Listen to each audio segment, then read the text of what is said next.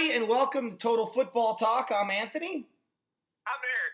And had a good week. I went 10-5 last week. Forgot that I picked Houston. I thought I picked Tennessee, but apparently I picked Houston. So I know on the show I said Tennessee, but then I must have changed my mind because I'm looking on my booklet here that has all of those that I pick, and it's right there. Tennessee at Houston. I picked Houston. So 10-5 instead of 9-6. Although my dad still friggin' beat me. He went 11-4, but I digress. All right. Now, as far as the other games, we're gonna. I want to jump right in. Cleveland whooped the dog crap out of Cincinnati. I mean, beat them like a rented mule. Did you watch any of that game? I didn't, but I'm sitting there watching the game cast. I'm like, you call this one. Yeah. Yeah, I mean, Cleveland dominated from gun to gun. I'm telling you, I've not been this excited for a running back-quarterback combination since Bernie Kosar and Ernest Biner. Nick Chubb and Baker Mayfield are going to usher in a new era of Cleveland football, an era that us old-timers are a little more familiar with than some of you young pups. So brace yourself, buckle up, because, Eric, I think in a year and a half, they're going to be a good football team, not 2 years. They may sneak into the playoffs after next year, if not next year in general, especially if some of the Steeler players retire. Well, I think you also saw the problem. What was going on in Cleveland? It wasn't Mayfield. It wasn't the offense. It wasn't the defense. It wasn't the special teams. It wasn't the personnel. It was the head freaking coach. Yeah. Hugh Jackson should no longer be allowed in a football stadium ever again. But alas, guess what? He is, and the team that he signed with, that brought him on as special assistant to the head coach, got their butts kicked in the game. Yes, that's right, the Cincinnati Bengals. It doesn't help that Eddie Dalton went down in the game, left the game, and he's now on injured reserve. Yeah. But Cleveland has got to give strong consideration to taking away the interim tag from Greg Williams. Well, I don't know. They're playing great football. Yeah. They're playing great football. Baker's having the time of his life, and in the game, if you did not see it, it is hilarious. It's classic. It's Demarius Randall picking off a pass and handing the ball to Hugh Jackson as he picked off the ball right by the sideline. It was great. And you know what? That's the Cleveland Browns trolling their old head coach, saying, you know what? We're getting the best of you. Now that you're on Cincinnati, we're going to get the best of you every single year that you're there. Watch out for Cleveland. And I'll tell you something else about that move. That wasn't I'm respecting you, here's the football. That was good riddance to bad rubbish. We don't need you. We don't want you. And thank God you're out of here. And, I also have to say that I know you weren't the biggest fan of Baker Mayfield going number one. And I started calling it about a day or two before the draft. I'm like, he's going to go number one. All this chatter. You can tell what's smoked and what's not. And for some reason, I was believing that Baker was going to go one. And I think they got the choice right. Actually, time will tell. Year 2, year 3 will definitely tell. But I like the way the kid speaks his mind. If he doesn't like you, he's going to tell you. He ain't going to sugarcoat it. So he's like, you've done nothing. You goodbye. Bye-bye. Like, this is our team now. Yeah. Well, I mean, look, and that's why, regardless of whether or not, and this is the difference, I think, guys, between this show and every other show out there that you're going to watch on YouTube, on NFL Network, on ESPN, any of the talk shows, any of the sports shows in general. The difference between us and them is this. We may feel strongly that a guy should go number one, but because the guy that we didn't want to go number one went number one, doesn't mean we're going to sharp all over his career the first chance we get and go, that's a bust, he's a bust, he's a total bust. We're not going to do that. I told you, especially at that position, you need to give it 3 years. I didn't think Baker Mayfield should have gone number one, but I'm not the Cleveland Browns organization. They drafted the kid number one, and if you do anything but root for the success of that kid, you're either a Steelers fan, which I understand you never want your rival to do well, or you're just an a-hole. You're a superficial, have to be right all the time jackwagon. I don't get angry when people call me out, and I don't get angry when I'm wrong. I understand that I can't possibly get it right every single time. As long as I get the things that are important correct. Choosing who's the number one draft pick going to be, or what player you think is going to have a great career, that's not nearly as important as the day-to-day evaluation of the football team, the progress, and the team as a whole. And I think that's why we have so many subscribers, Eric. They tune in because they know they're not only going to get honesty like Baker Mayfield gives, but it's going to be genuine, and we're going to give their team an equal shot if they're good. And if they're not good, we're going to tell them, here's what you need to do, what you need to look for as a fan of this team for your team to improve. Those are the areas that are important to me that we get right. Not who they should draft or if their pick was a bust or not a bust. I may be critical of a trade, like I was with Philadelphia, and I'll pound that drum that I was right through the rest of this season. Now, does that mean Golden Tate won't be a good player for Philadelphia next year? No, but that's not why I criticize the trade. I criticize the trade because you make a trade at the deadline to get good now, not get good next year, especially when you're a struggling team and you're still in the playoff picture, although Philly saved themselves a little bit this week with a victory over New York. So I'm going to jump a little bit and go to that one. Big come-from-behind win for Philly. How big of a win was it for Philly? And I asked that question not as, oh, tell me how huge of a win it is. I'm asking you genuinely, Eric, was this a big win for Philly, or was this just a win along the way of elimination from the postseason? It was a win by Philly and a big choke job by the Giants, and I'll tell you why. The second half, Saquon Barkley touched the ball 5 times. Give the ball to your best player and don't let Eli try to win you the game or put the game away. Hand the ball off to the rookie, throw a screen pass to the rookie, and let him do his thing. The Giants failed in that aspect in the second half. They were taking the Eagles to the woodshed in the first half, but that's why you play 4 quarters to a game. And the Eagles came through, they prevailed, they fought hard from the first whistle to the end of the game. And they were rewarded with the win. And the Giants are sitting there looking around dumbfounded saying, well, what do we do wrong? Well, what you did wrong is you didn't get Saquon Barkley involved in the second half. You know, I know that Odell had a good first half. He was nowhere to be found in the second half. As much as Eagles just kept scoring and driving. As much as I like Pat Shurmur as a coordinator, you know, this is, I think, his first stint as a head coach. Maybe a second. I think it's a second. Didn't he have a run with Cleveland? He did. I'm not going to sit because Norv Turner figured out after his 5th head coaching job. So I think he's not recycled dog crap in the sense that, yes, he bombed as a coach once before, and it looks like he's bombing as a head coach now. But he's such a good coordinator that he's got a place in any organization that wants to have him. And if he can get with the right organization and groom and grow and learn, I honestly, to this day, think the best thing to happen to Norv Turner in his coaching career was working for Marty Schottenheimer. I think that's where he learned how to be a successful coach, not just a high-scoring offensive coach. I think Shurmur can, if he could find the right fit, could become a good coach. Right now, he's not, and I don't know how much longer he is in New York because he's made 2 decisions in 2 games that have just been scratch your head, mind-numbingly dumb.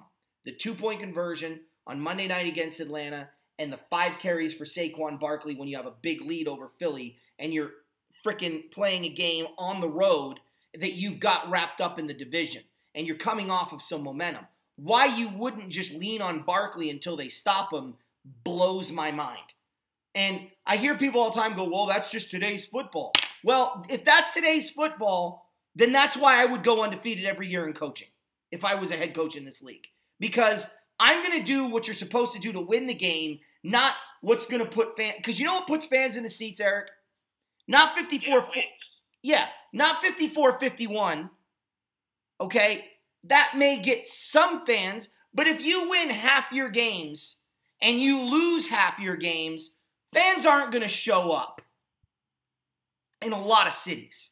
You got to put the dubs together and create a dynasty through victory, not through a prolific offense.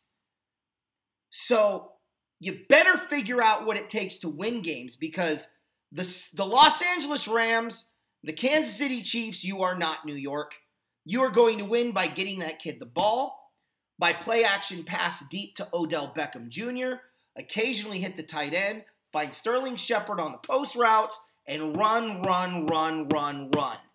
Only throw when they don't expect it. Because Eli's done. He was done last year. And watching him play this year, it's like ball cancer. It's painful, and it ain't fun for anyone involved. I heard this today that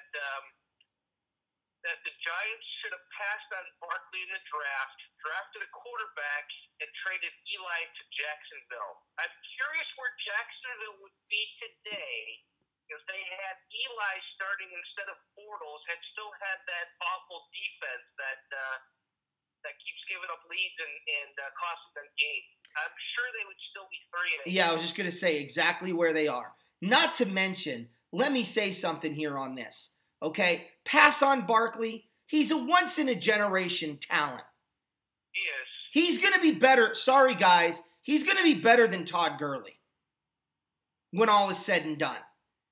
And you don't pass on a Walter Payton-type talent. Yeah, I said it. For a quarterback like Sam Darnold or Josh Rosen. Hell, even Josh Allen at this point. You know why? Because you've got, how old is the Notre Dame quarterback? Is he a freshman or a junior? Ian Book? Yeah. I want to say sophomore or junior. Okay, I thought so. You can have a stumbly year next year.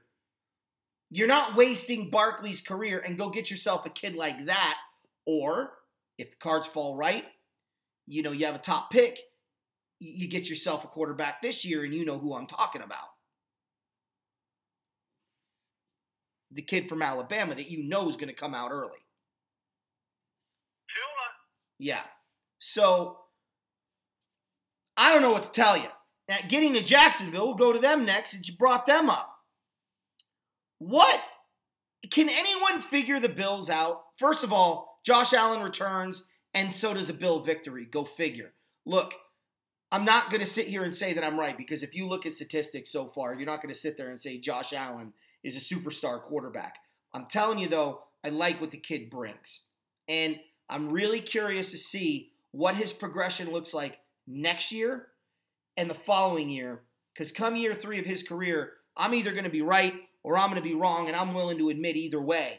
But I will tell you that this kid, he has that it factor. When he's on the field, everybody's play elevates. Buffalo looked like a dumpster fire with grease in it without him. He shows up. Yeah, the Jags are a bad team, but did anybody really pick Buffalo to beat Jacksonville? I know I didn't. I know you didn't. I didn't. I know my dad didn't. And I know my buddy didn't, who does gambling. He bets on games. He's into that whole spread thing and all that other garbage. He didn't. No one did that I knew. That doesn't mean no one picked Buffalo. But you saw how dramatic my score changed when Josh Allen was quarterback. It went from a blowout to a close game, but I still figured Jacksonville had the better edge. So, the Jaguars are exactly where they're supposed to be because they're not a good football team. And my opinion on Blake Bortles, Eric, is serviceable starter until you find a better quality guy to start. And then you put his rear end in the backup role and bench him. Now, you're not going to bench him at $85 million or whatever it is that he's making. So that means you've got a problem on your hands if you're in Jacksonville. Your take on this game, because I gave mine. I was impressed with what Allen's ability to elevate the entire team. And yes, other positions stepped up big. My take is, do you have a match? Why? Because I need something to start the fire with. I need a match. Do you have one? No, I don't. All right. Well, I'll tell you exactly what Josh Allen brings to the Bills' offense. That's his scrambling ability. Now, yes, he's young. He's got the legs to get out of the pocket, just like we've seen with Trubisky and countless other quarterbacks throughout throughout the NFL throughout time. Whether you're going back to Steve Young, whether you're going to Drew Brees when he was younger, when you're going to Aaron Rodgers, whoever. Okay, he can extend plays, and he actually gets his other playmakers involved. You don't hear of Zay Jones until Josh Allen is behind center. He makes Zay Jones a serviceable wide receiver. That means that opens up a lot more holes for LaShawn McCoy and Chris Ivory. However, I think McCoy is coming up on his last leg. But if Buffalo brings him back for 2019, like I say they are, I think that might be his last year. Yeah. He can't hit the hole like he used to the last couple of years. Not even last year. No, not even last year. You're right. 2 years ago, he was busted through everything, and last year he kind of was getting hit closer to the line of scrimmage. And this year, it's like every other carry is he going to be hit for a loss or not? But when you're playing Jacksonville, you can count on turnovers, and that's exactly what they get. Don't get me wrong; it's completely irresponsible of a player, and I will call you out, Leonard Fournette, to come off the bench and start throwing haymakers at the other team. That's why you deserve your one-game suspension. It was upheld on appeal yesterday, and he deserves, in my opinion, he deserves more than one game. You don't come off the bench and start throwing punches and whatnot and expect to appeal and just be given a slap on the wrist. You just cost your team. You had 2 touchdowns in that game.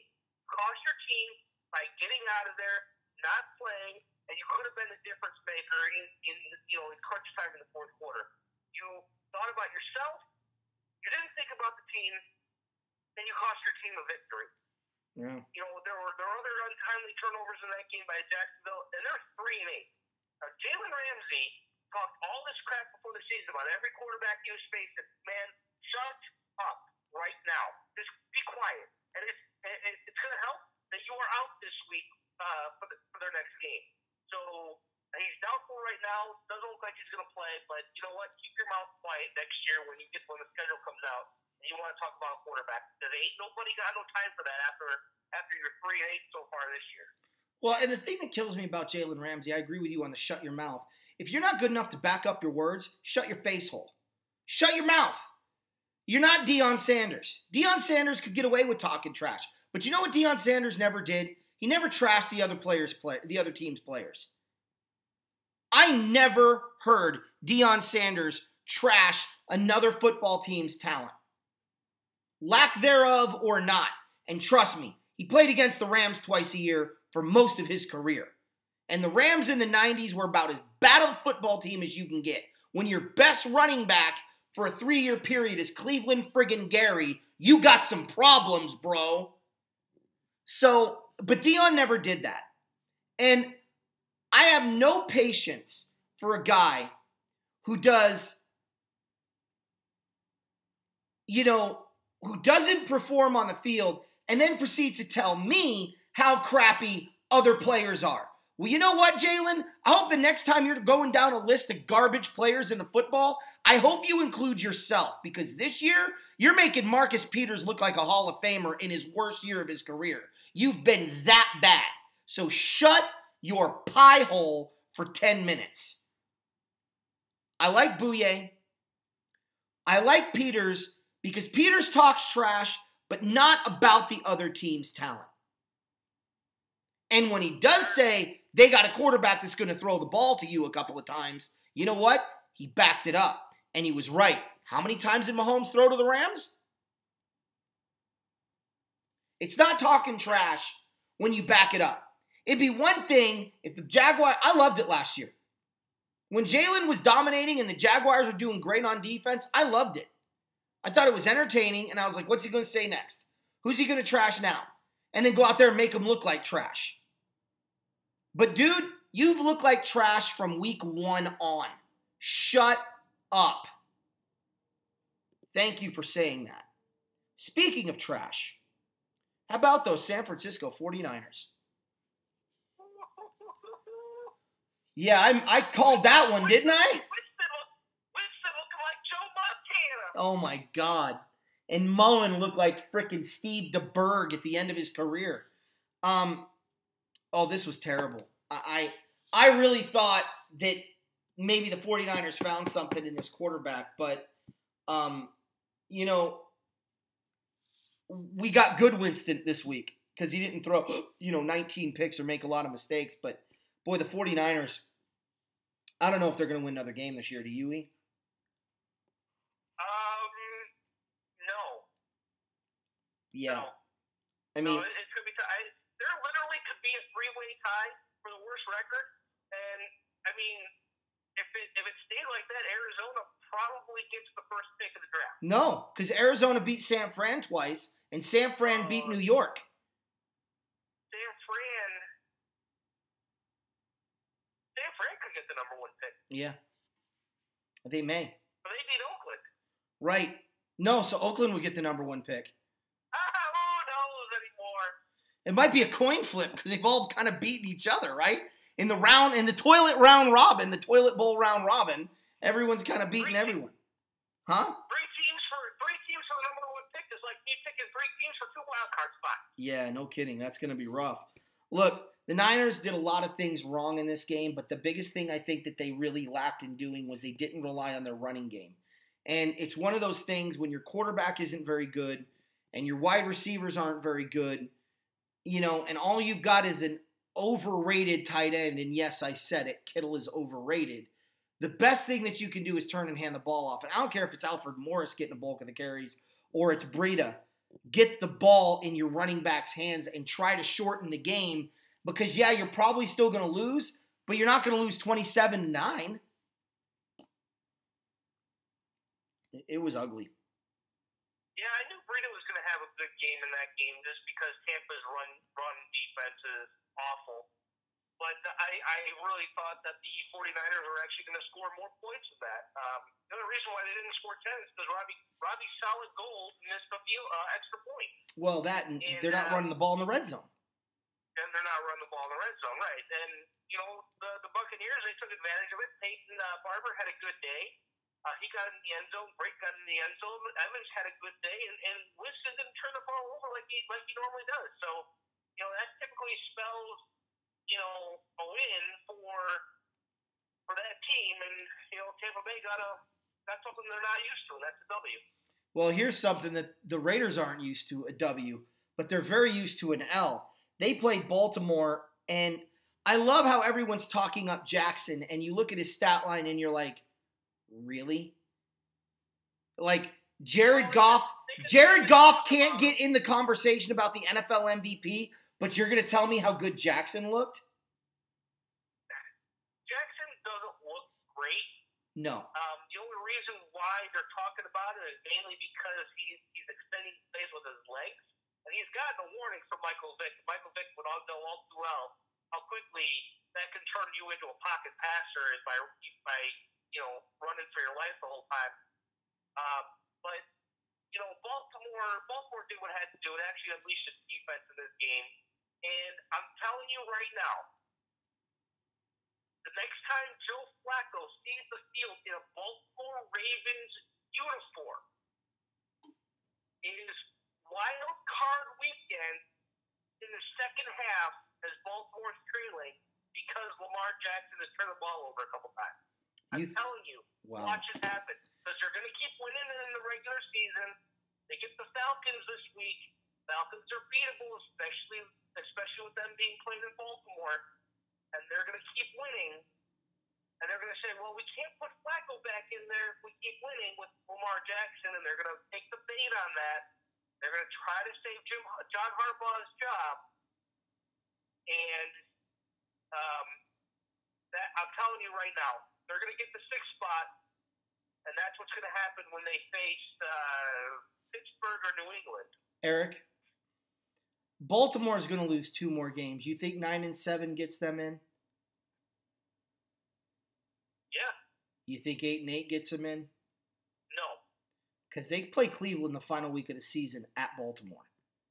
Okay. Which isn't exactly a winnable game for them.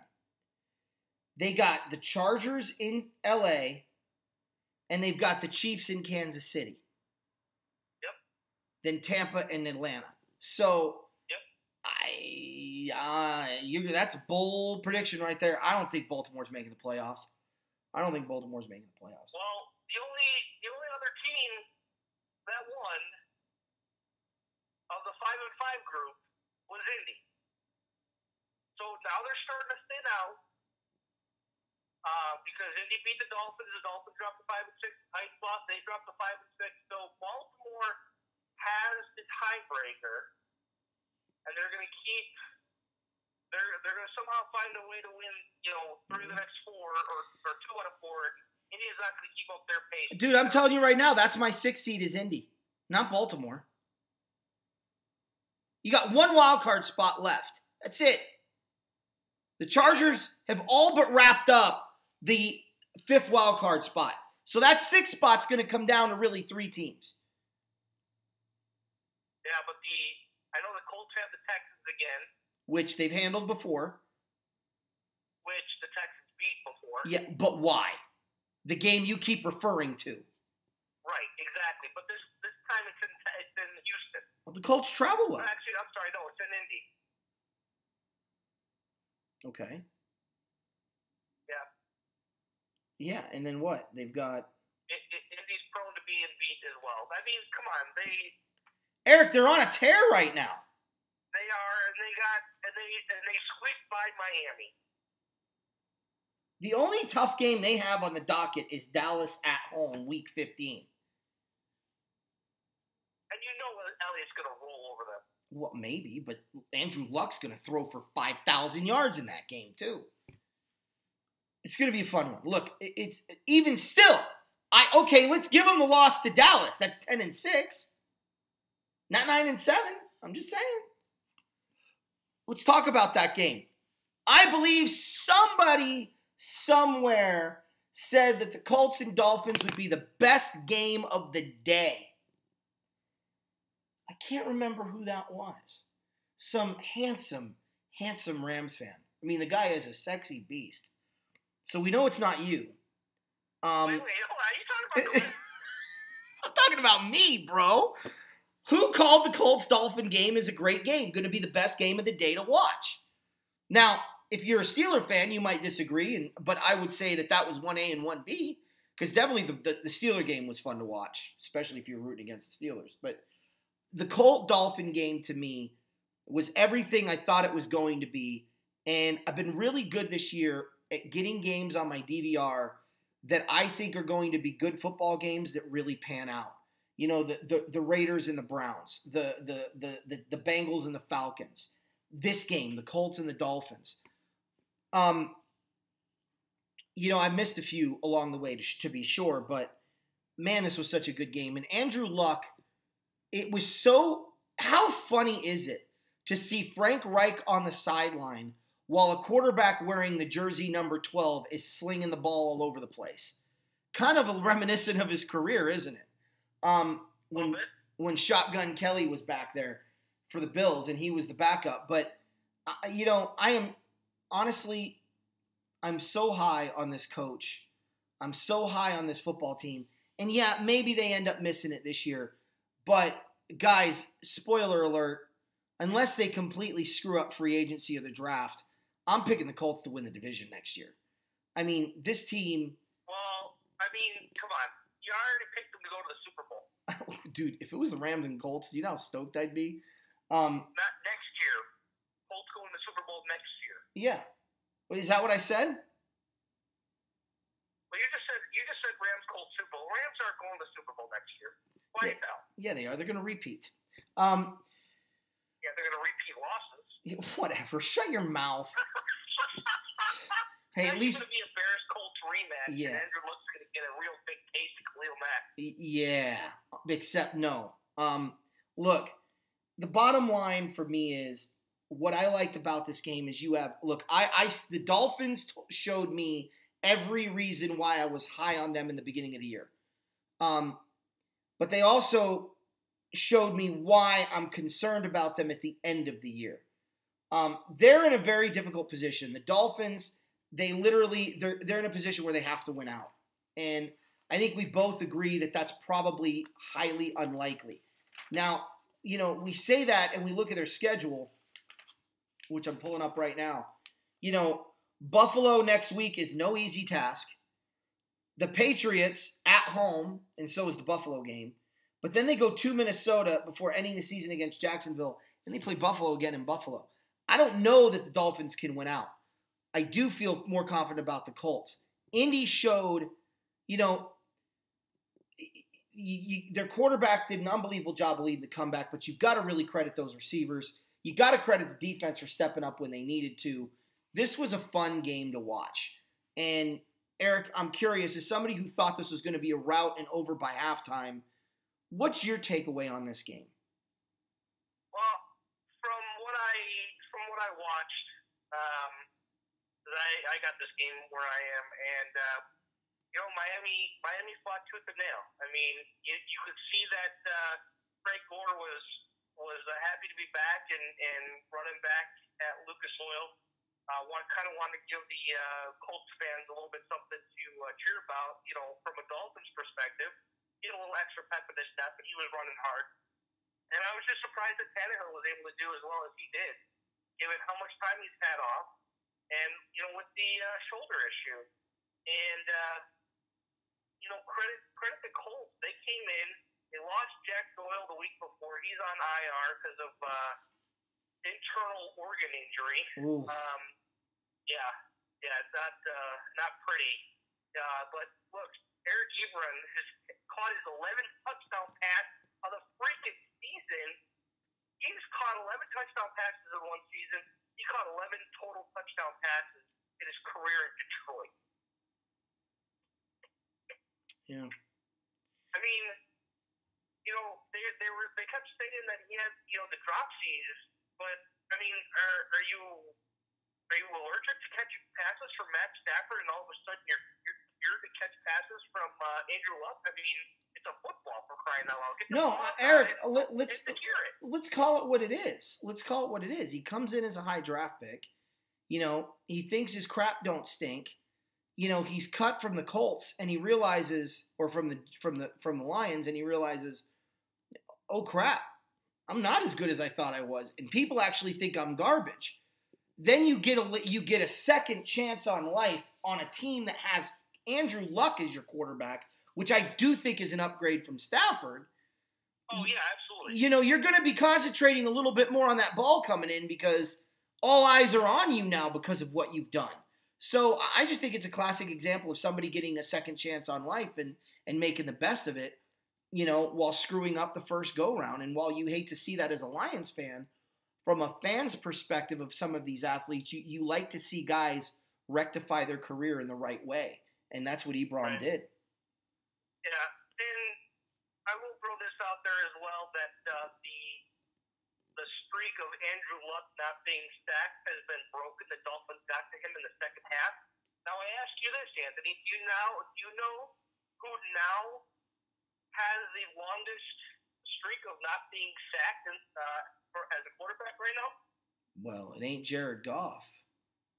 Nope. Man.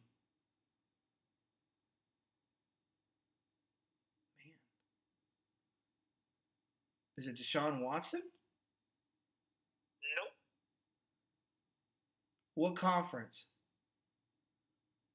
AFC.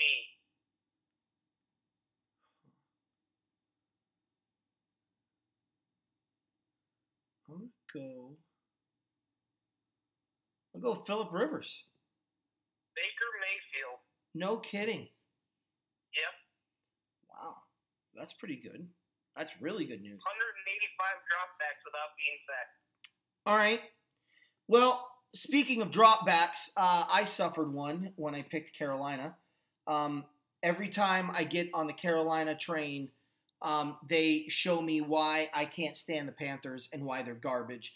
And I wish I tuned into this game earlier, like in the first quarter, because when I watched the second quarter, I went Seahawks won the game and I turned it off. And do you know why I knew the Seahawks were going to win the game? Why is that? Because crybaby Cam, the LeBron James of professional football, was on the sidelines crying and pouting about the performance of his team. When he is pouting, they lose. Every single time. It's almost 100% guarantee. you talk about Jalen Ramsey needing to shut up and play football. Cam Newton, I've never liked him. I didn't like him when he was in Auburn. I didn't like him in Carolina. I can see the fact that he's a good quarterback. I could see that when he was at Auburn. But he's more of a headache than I would want to deal with as a head coach. I know he's got talent, but eventually that talent's going to go away. And then what do you got? So, Christian McCaffrey had a great game. The Panthers made a game of it. Russell Wilson has a phenomenal comeback. But, to me, Cam Newton is usually the reason you lose the game. Because he starts to pout, he throws a horrible pass in the end zone into double coverage, which, oh, by the way, go back and watch, and you'll see that he's got, on that particular play, I think he's got McCaffrey wide open, or maybe it's the tight end. He could have gone another direction short of the end zone with it and let the playmaker make the play, but, Cam Newton's got to fit it in there because, he's got a big arm. That pick changed the game. It totally switched momentum and flipped the script. And at that point, Carolina didn't have a snowball's chance in Hades of winning the game. What I cannot understand for the life of me is how the Seahawks continue to win. You look at that roster, and their quarterback isn't as impressive as everybody says he is. Their offensive line is garbage, although they're doing an effective job, which blows my mind. You couldn't pick their running backs out of a lineup. Their wide receivers are soft and just too crappy to mention. Their tight end is a guy named Vanette. He's French. Okay, they surrendered to tuna fish once. All right? And then you've got this defense that has nobody on it that is of the same talent level as they had once before, yet they rise up. Oh, I hate to say this. My stomach is turning. The only way you win like they're winning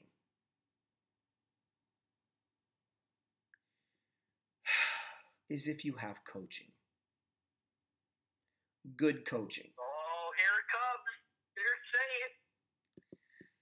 I think Pete Carroll has done an amazing job with this crap sandwich that he's working with. And I think he's proven to be a very talented coach. I've been more impressed with his performance this year as a head coach than I was any of the years they won the Super Bowl. And now I need to go throw up.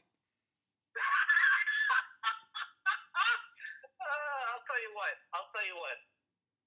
The reason why the Seahawks are winning games and putting their champagne on ice for not having a division. No, we won the division already, Eric. We won the division. No, you didn't. Yeah, we did. How many losses does the Seahawks have? Seahawks need to lose one more for you to win. They have 6 or 5 losses. Yeah, well, you can lose 4 more games. No, I'm asking you, how many losses do the Seahawks have? Is it 5 or 6? 5. Oh, that's why. I thought they had 6 losses. Okay. Yeah, no, we did not clinch the division. It is still on ice. Yeah, not yet. But they keep winning because Russell Wilson is keeping them in games and using any means necessary. Listen, this game was lost in the first quarter.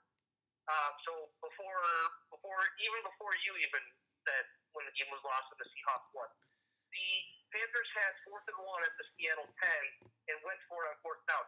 Take the points early. That was 3 points right there you could have taken, and the game would have been 30-30, possibly even going in overtime. Here's the problem with the Panthers. Cam Newton is going to cost a good head coach his job. Says, what's easier to do? Get rid of a head coach or get rid of a quarterback? Yeah. Okay? So when that happens, I mean, I know Rivera has made some interesting decisions before, but like,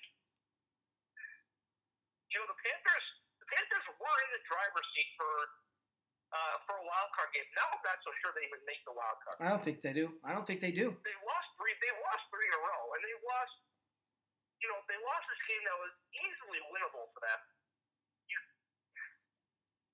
Cam's got to put his ego aside and just keep giving the ball to McCaffrey, who is having a monster game. I mean, just be like, here, take it and run with it. I don't care what you do, go.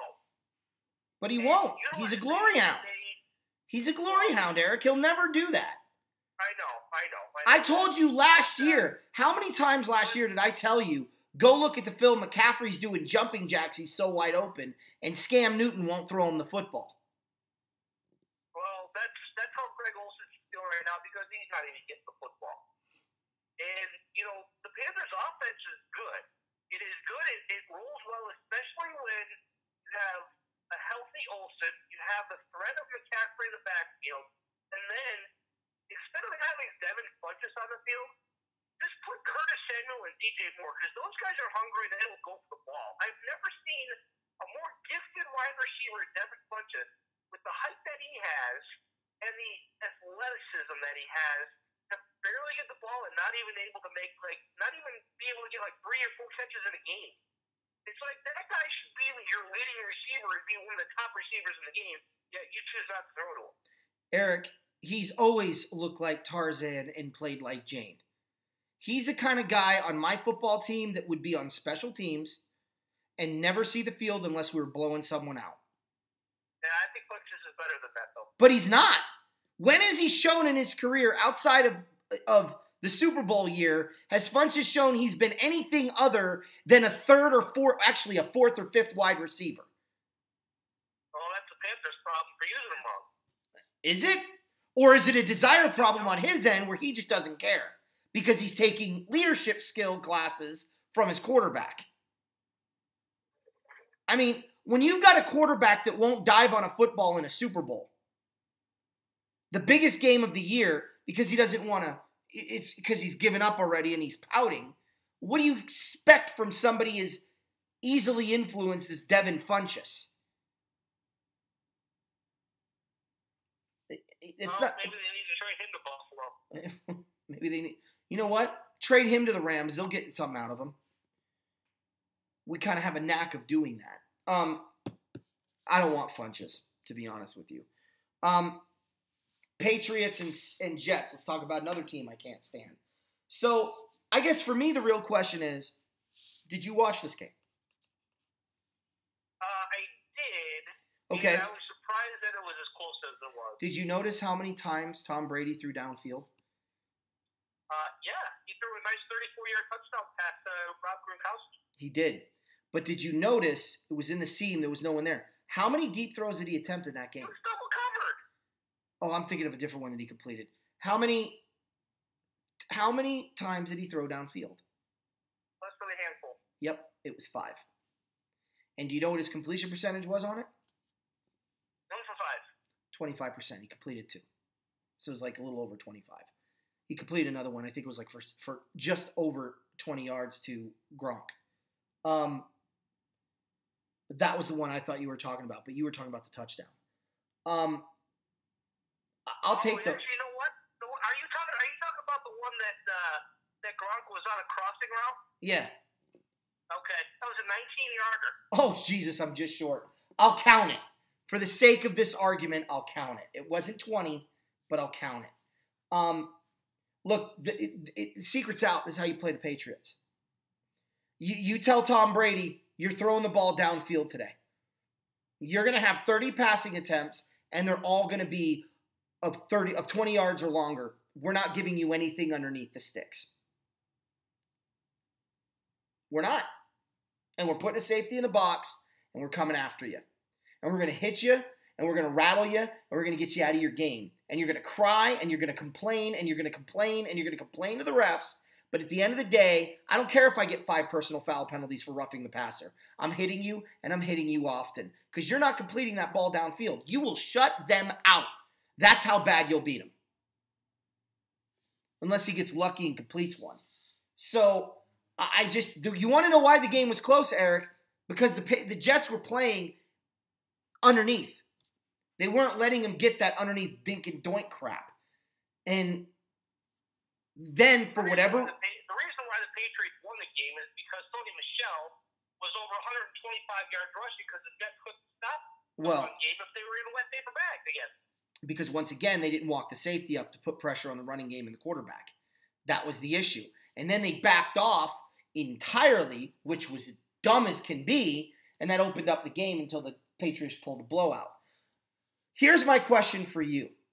Is this Tom Brady's final year in the NFL? No. Really? You know what? I'm going to put an asterisk by it. If they win a Super Bowl, yes. If not, he'll be back for one more year next year. I think he's already proven this is not he's no longer Tom Brady. He's not even in the top 4 conversation for MVP this year. Well, I don't think he needs to be. He doesn't need to play at an MVP level. Okay. Does Gronkowski return next year? You know, with the back and ankle injury, I could easily see him hanging it up, saying, "I don't want to go through that again." Yep. Let me tell you my bold prediction. 2019, the only person you will see on the sidelines that you remember from the Patriot dynasty is Bill Belichick. Brady will leave. Which means that who hires Josh McDaniels as head coach? I don't know. Josh McScandals probably stays because I think Belichick is either going to retire a Patriot or he's going to go to the Giants. Why would you want to start a new rebuild? Because that's what the Giants essentially have to do is clean house in some aspect. Because and it's not going to be a 1-year turnaround for them. But I don't think Belichick wants to retire anytime soon. And think about it from this perspective. The game has gotten so pathetically weak that he literally can sleepwalk through the regular season and still win his division. There's a point in time where that's no longer fun.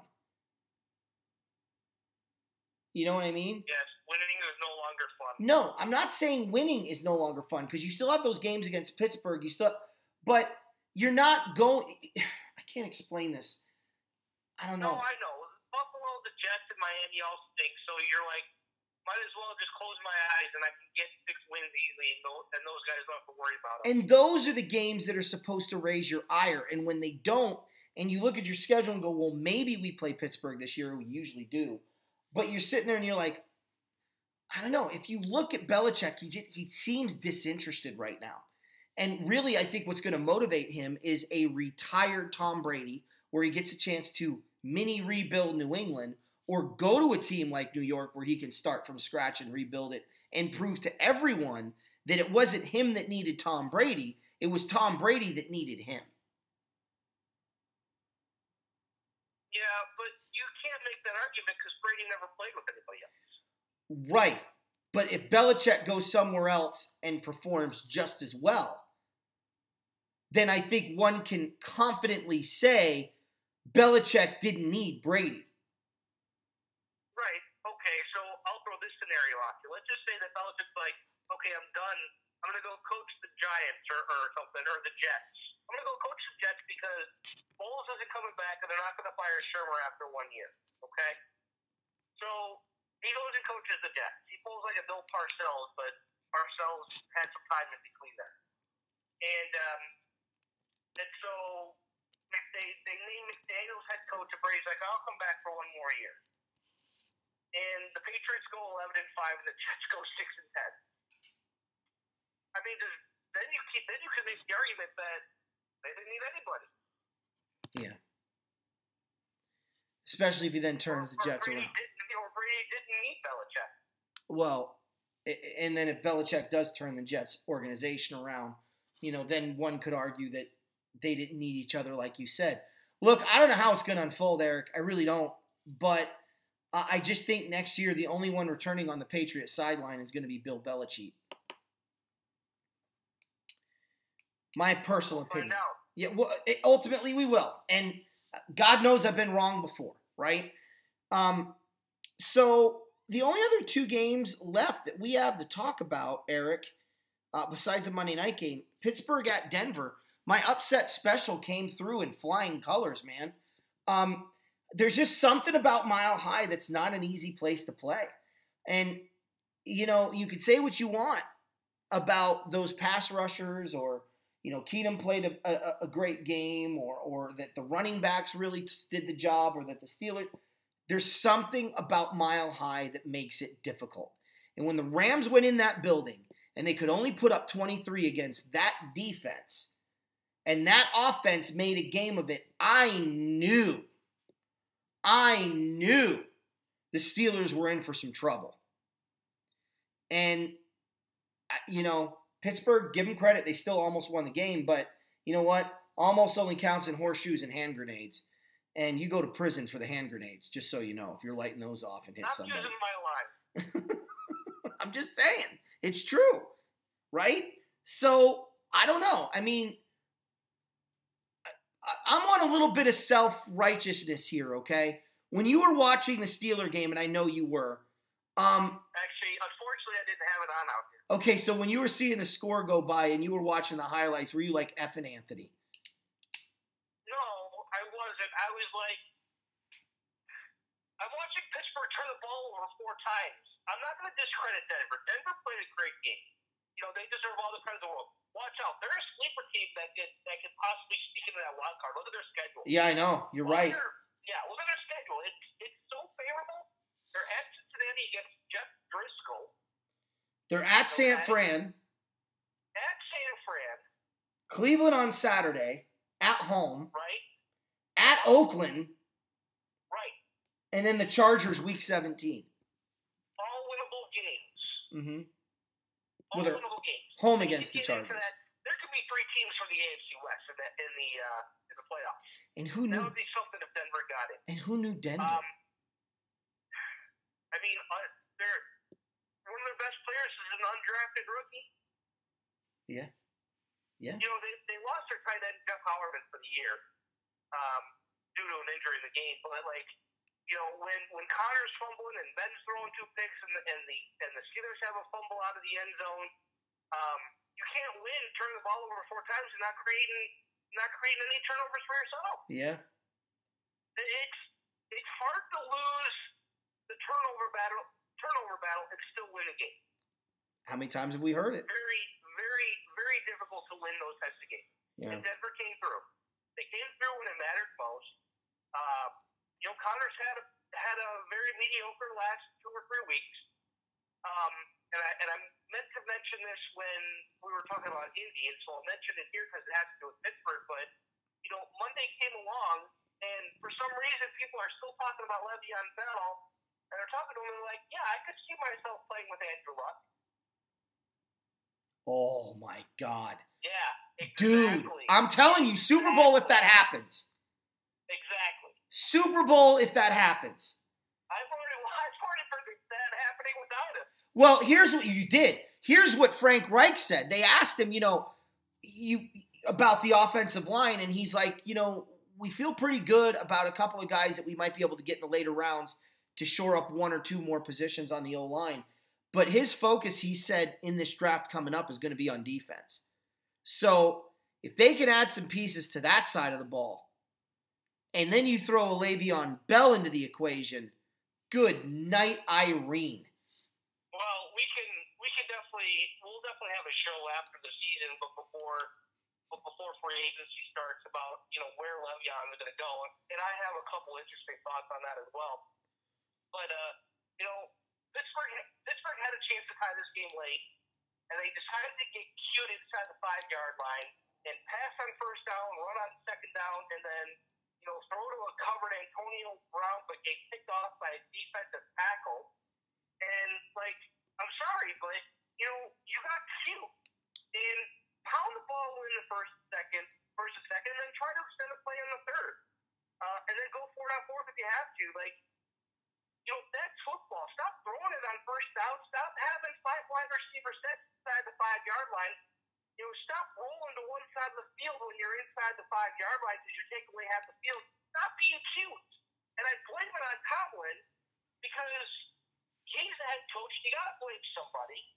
And when you escape with a victory in Jacksonville, okay, your luck's going to run out sometime, and that luck ran out in the fourth quarter against the Broncos. But I'm not going to take away anything from Denver on this game. Pittsburgh lost this game for themselves, but Denver went in, punched them in the teeth, and said, "Come in here and beat us," and they couldn't do it. Here's a funny thing. First of all, you said teeth, and immediately you think of John Elway, who played for the Broncos. But how many times this year has the Steelers scored 42 points or more? 42 points or more? Mm-hmm. I want to say against the Chiefs and Bucks. And the Panthers. Oh, yeah, that's right. They hung out 50 on the Panthers. Do you know how many times they scored 40 points last year with Todd Haley as their OC? I'm just saying. None. Bull crap. Bull crap. The playoff game, when they lost 45-42, and somehow that was the offensive coordinator's fault? That killed me. One game they scored over 40? I don't know. I'd have to. Actually, I'll tell you right now. Why am I even asking you? Let me go here. Last year, they scored 42 points. One time. Oh, wait. Yeah, this isn't even counting the playoffs. But they scored 40, they scored 39 points or more. 1, 2, obviously 3 times. But I guess for me, what I find funny is you scored 42 points and you fired your offensive coordinator, but you didn't fire your defensive coordinator. And what's hurt the Steelers this year for most of the year so far? Oh, their defense, definitely. But Haley was a cancer on that offense in that locker room and the coaching staff. Nobody could get along with them, and the Steelers did the right thing by getting rid of him. And then he goes to Cleveland, and you see what Cleveland's offense was like with him. And then they fired him. Todd Haley will not get another job again. Coaching offenses on the sideline or up in the booth. Well, I don't know. If I'm Cleveland, after they let go of Hugh, I bring him back. You know who Cleveland could freaking hire as their offensive coordinator? You're gonna laugh at me when I tell you this, but it would work. Greg Williams handles mainly one side of the ball, defense, right? Yeah. Okay. Why not have your offensive coordinator be Cliff Kingsbury? Young talent, never had a shot. Coaching in college, yeah, that wouldn't be a bad move.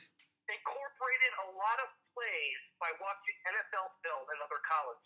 You know he's going to put in the work. Yeah. Well, why not make Hugh Jackson? And he's already got like a vote of confidence for Patrick Mahomes. And listen, I know Mahomes is in his second year, and everybody's going to roll their eyes and Patrick Mahomes just because he played with him, whatever. But why not give him a shot? Why not give it to Hugh Jackson? He has an offensive background. I'm going to hang up now. No, I don't laugh at Cliff Kingsbury. I think it's not a bad move. Maybe even bring Lane Kiffin in. He's doing an unbelievable... Hugh Jackson should just still be Lane Kiffin's offensive coordinator. Call it a day. Right? Seriously. He should be the offensive coordinator on a Pop Warner team. Be the same. He should be a offensive coordinator on a Pop Warner team. Then he might win a football game. All right. Here's a forgettable game that no one really remembered. Minnesota and Green Bay. Oh, it was beautiful, though. 24-17. It was gorgeous. Kirk Cousins, baby. 330-plus yards, I think 334, and 3 touchdowns. Minnesota was legit last Sunday night. How did Dalvin Cook look?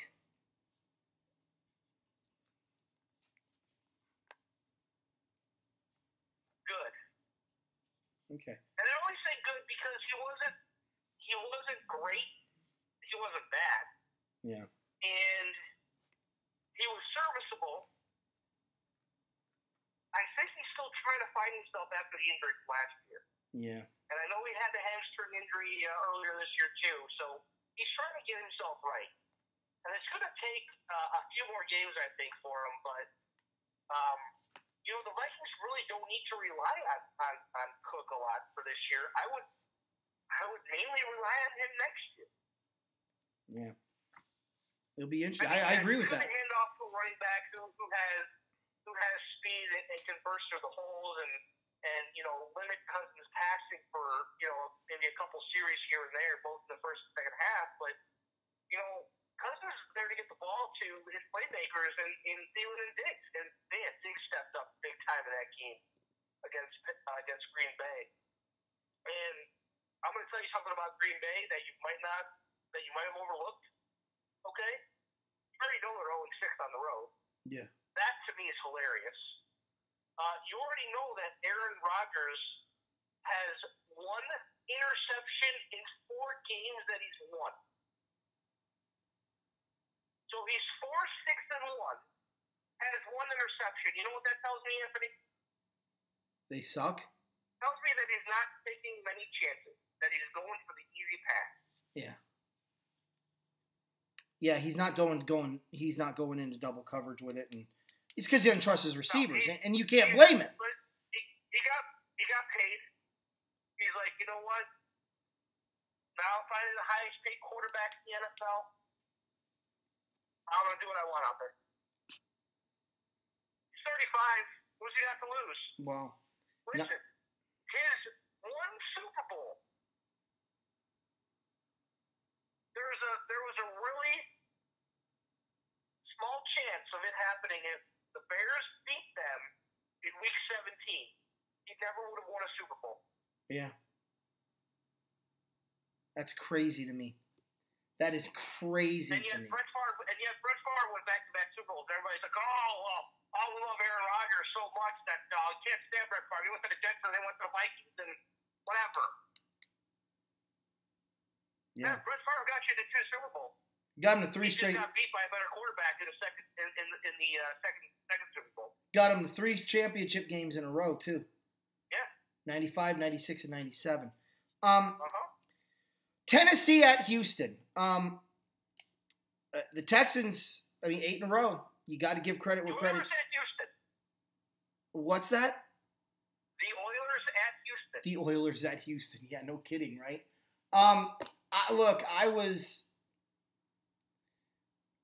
The game kind of went the way I thought it was going to go. I was watching the game only because I needed to make sure that DeAndre Hopkins didn't get 12 points so I could win in fantasy against Eric, who I did. I beat him 116 to 111, so pounded his face in by 5. It's not a lot. I'm not gonna lie. Part of me on Thursday really wanted to pick up the Lions defense just for old time's sake. I wish you did. Had they? Yeah, exactly. That would have been funny. That's another story for another time, folks. Look, Houston looked good. Tennessee played hard. These coaches, they need to learn how to take points in the first half. Here's some advice that I got from a book written by a Hall of Fame head coach by the name of Joe Gibbs. He said, my coaching philosophy is simple. In the first half, you take the points. I don't care if it's 4th and inches and you've got the Hogs and John Riggins. Kick the field goal. Because if you don't get it, you don't want to be chasing points in the second half. If the second half you have 4th and goal at the 1 or 4th and inches at the goal line, run it. Throw it. Do whatever you got to do to get that touchdown. Unless you need the field goal for a 2-score advantage. He said it's all about math. It's the only statistic that matters in professional football. It's the only statistic that gets you paid guaranteed big money year in and year out. And that statistic is points forced must be more than points allowed. I love it. He simplified the game in such a simplistic way. And none of these coaches are taking this. Not even the Rams coach and Sean McVay going for a fake freaking field goal and getting stopped short. Those were 3 points that came off the board. Guess what? The touchdown to Joe Horn Jr., that gives them a 7-point lead. It doesn't give them a 10-point lead. It's now a one-score game. Your play calling and their defense is a lot different in that situation. The Saints are playing with puckered butts, and you're playing free and loose, knowing if it happens, it happens. If it don't, it don't. You don't think that matters? See the Chief game when they were down by 4. Field goal didn't do them no good, did it? They need the tutty, and they played different, and the Chiefs played tight. So for me, you take the points when you get them in the first half. Then you focus on trying to get more points. I don't understand these coaches, and this is a lesson I think no one can learn from more than the Titans coach. You know, everyone keeps talking about Frank Reich going for the win instead of the tie against Houston, right? But nobody seems to keep commenting on the going for 2 instead of kicking the extra point against San Diego. And the differences couldn't be clearer. The Colts, they control their own destiny. The Titans, they ain't making it. And they don't control their own destiny. So, one was an attempt to avoid a tie and maybe pull a win. The other was an attempt to win a game at the end rather than doing the smart thing when you have all the momentum. As I said at the time of the Charger game, it's different if you have no momentum and you got a lucky touchdown to tie it at the end of the game and you know that offense is going to torch you in overtime. Yeah, go for 2. But you were dominating the second half.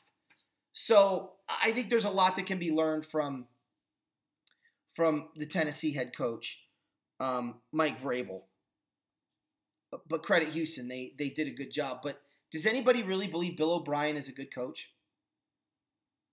I mean, 8 in a row, bro. 8 in a row. But you look, can't discredit it. But look at the talent. Yeah, he's got loads of talent. But, okay, they lost their quarterback last year to a knee injury. They went downhill after that. Okay, so here's my question, Eric. You find out tomorrow or at the end of the season that the Bears are going to fire Nagy because they have an opportunity to hire Bill O'Brien. You excited? The city was burned for the second time in its history. My point exactly. Nobody's excited about Bill O'Brien being your head coach. I think he has a legit shot to win a Coach of the Year, though. Who is it that I said should win it? We talked about Coach of the Year. I mean, he should be in the top 5. I'll put it that way. Yeah. No, I agree with that. Look, I want to switch gears a little bit and go to the Thursday night game because we won't be doing a show tomorrow, although we will be doing a show Friday. I want to cover the Saints at Dallas. Now, I was accused of being called a homer because I said that the Rams are better than the Saints. I've been called worse. I can appreciate that comment and accept it, but I don't believe I'm being a homer. I can understand why somebody would say that, and I certainly think it's a warranted comment. But you are not going to convince me, and I've seen that Rams-Saint game twice now, once live and once on DVR when I was converting it to DVD. You're not convincing me the Saints beat the Rams. Sean McVay beat the Rams. Simple as that. Now, if you ask me who has the advantage in coaching, the Rams or the Saints, I'm going to tell you the Saints. But to me, that's an evolution in McVay's progress. When they play the Saints again, and they will, we don't know if it's going to be in LA or New Orleans. I think it's going to be in New Orleans. We'll see if McVay learned. We'll see how different the Rams are with Akeem Talib in the lineup. We'll see what different adjustments Sean McVay makes against Sean Payton. And don't think the Rams don't have double the incentive to beat them. because of what happened this year in preseason and what happened this year in New Orleans in the regular season. And the fact that they have to play there after losing to them. But the Saints are phenomenal. I mean, I'm looking at the Saints' schedule, and honestly, outside of Pittsburgh, whom they get at home, I don't see a loss on their column. So I definitely think they're going to beat Tampa Bay. I definitely think they're going to beat Dallas. Although Dallas can run the ball, but New Orleans already proven they can stop the run. The Saints have the second best run defense. Exactly. So that means Dak has to beat you, and Dak don't beat no one. Dak doesn't even beat himself in the bedroom. All right? Yeah, Just say. You know what? Shut your face hole. Listen, I'll tell you this much. The only way the Saints lose another game is if the Rams lose another game and the Saints lose at Carolina when they go there. And if that's at Carolina in Week 17, that's because the Saints Rested people. Rest everybody. Yeah. Okay. But you must be playing Madden and simulating Madden a lot because you keep saying that the Rams and Saints are gonna meet again in the playoffs. And I don't know how that's gonna happen when the Bears go to LA and beat you. You're so stupid.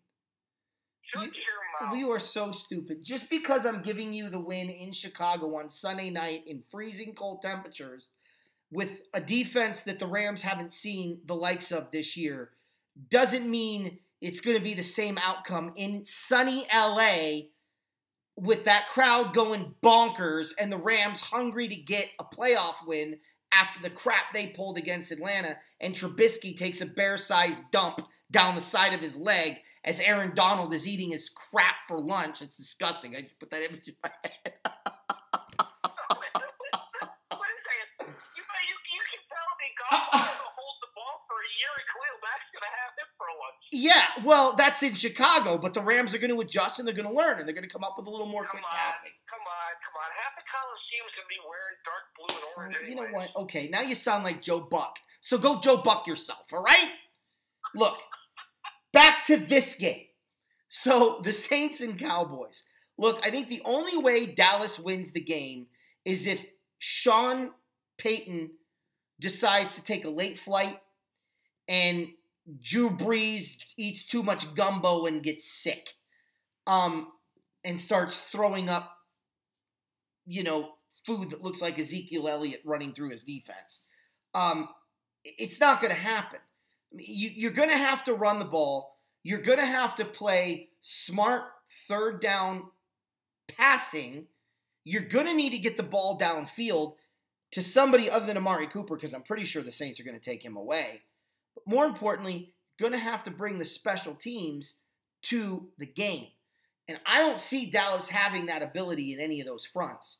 I mean, Zeke might run for 70 yards, but that's going to be about it. On the flip side, they got no one to cover Kamara. They got no one that can really cover Mike Thomas. Nobody can really cover Mike Thomas. You've got a quarterback in Drew Brees that, at this point, I would trust him throwing my 5-year-old around the field because I know it's not going to hit the ground and he's going to be caught and everything's going to be safe. Like, this guy doesn't just protect the football. He's acting like it's friggin' the nuclear launch codes for the United States of America. He's just not making mistakes. He's not being careless. And when you've got that kind of talent on offense, that's ball game. So I'm going to make a prediction. I'm going to say the Saints win this game, and I'm not even fronting. Okay? Straight up, I think the Saints win this game 38-17. Yeah, I'm curious on how Dallas adjusts to the Saints defense because I think what Dallas really needs to do is just run Zeke. Be like, you know what? I know you guys stopped the Falcons a week ago, but that's the Falcons. We have a better running back times 2 than what the Falcons have, and I want to see you guys stop Zeke because the more you feed Zeke, the more he gets into his own. The more he gets into his own, the better passing lanes Dak is going to have. But the problem is going to be is that if Zeke gets stopped short of the first down marker and they have to punt, well, then the Saints defense or the Saints offense is going to roll out right down the field. Now the Cowboys do have a good defense, and Van Der Esch is a beast in the middle there. He can keep up with Ingram, but I don't think he can keep up with Kamara at all. No. And so when you have Thomas and Traquan Smith is going to be back in the game for them, and who knows who else that they're going to decide to throw out there. If they're going to have all four of the guys who caught touchdown passes a week ago, who are undrafted, freaking be out there again. You just don't know. And Drew Brees might as well play that game blindfolded and throw it to Michael Thomas because that's all he does. He catches 90+% of the passes his way from Drew Brees, which is ridiculous. Yeah. And you know Thomas is going to go off because he only had 30 yards plus receiving last week on Thanksgiving night. Yeah. So you know he's due to break out. Mm-hmm. And the only saving grace for this game is that Dallas is at home. But Drew Brees doesn't matter where he plays. I mean, I don't even think you're going to get enough flight. I think they just bus right over it. New Orleans to Dallas isn't that far. No, that's true. That's very true. So I'm thinking it's a little bit closer, 31-20. But still, a rather rather easy victory is what I'm trying to say. Okay. Yeah, and the Saints are going to have trouble running in the first quarter. You're going to see a lot of breeze passes, but then it's going to soften up the defense so Kamara and Ingram get theirs. But the Cowboys playing from behind. It ain't the Cowboys of the '90s when they were winning Super Bowls and they could come back from behind. This is a completely different Cowboys team, and they don't have that aura of, hey, we're down 10, great, we're going to come back and win this game. They just don't have that. No. Well, and this game is going to hurt them this week as far as playoffs go. But I think after this game, their schedule gets a little bit easier, and I think they think that they can get another loss and still be okay. Not with the Seahawks. Seattle plays Kansas City and I believe New Orleans. They're first in the division. I'm sorry, but Colt McCoy is not leading the team to a division title. I'm just telling you, he's not losing another game down the stretch. I told you Dallas was it. Again, you told me the Cardinals couldn't beat the Raiders. You told me that the Broncos couldn't beat the friggin' Steelers, and you told me that the Colts and Dolphins is going to be a blowout. You're 0 for 3. Well, I called the Buccaneers over the Niners, so I'm 1-4. Okay, well, no. That one I wasn't as sure on. I'm talking about when you were like, you're stone cold crazy. I've been stone cold right every time. So, just saying.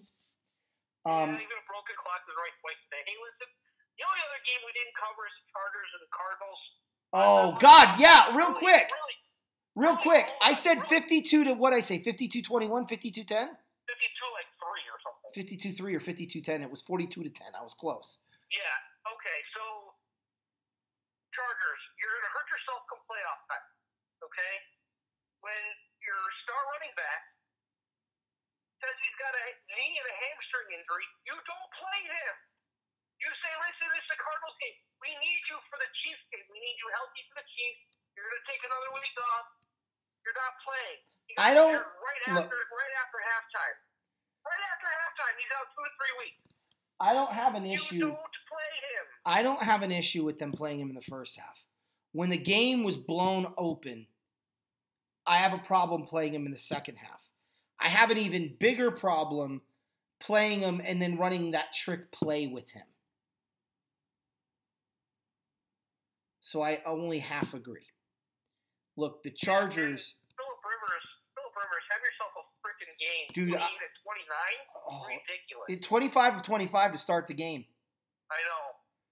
And he was visibly upset when he threw the incomplete pass. He knew he was one away from breaking the record. Yeah. It was awesome to watch, man. It was awesome to watch. And the Cardinals stink. There. Yeah. Fire your coach. I'll apply. Let's get this thing done right. All right? Okay. I'm Anthony. I'm Eric. Go Rams. Go Bears. Horns up. Bear down. And Rams 23, Bears 3. Booyah! I'm Madden. in the playoffs. Just saying. Peace.